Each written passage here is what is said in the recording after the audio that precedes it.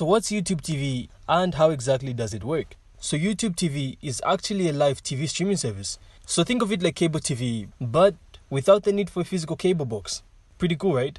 So it gives you access to a wide range of live channels, including popular networks like ABC, CBS, ESPN, and Fox. So here's how it works.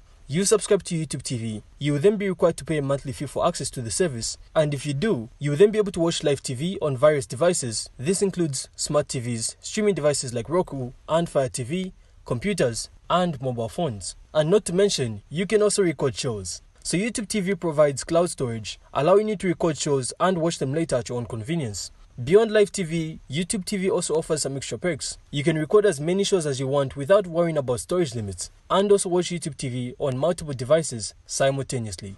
So your YouTube TV subscription usually includes YouTube Premium, which gives you ad-free YouTube, background playback, and offline downloads. So make sure to let us know what you think about YouTube TV in the comments, and don't forget to leave a like, and of course subscribe. Then we'll see you on the next one.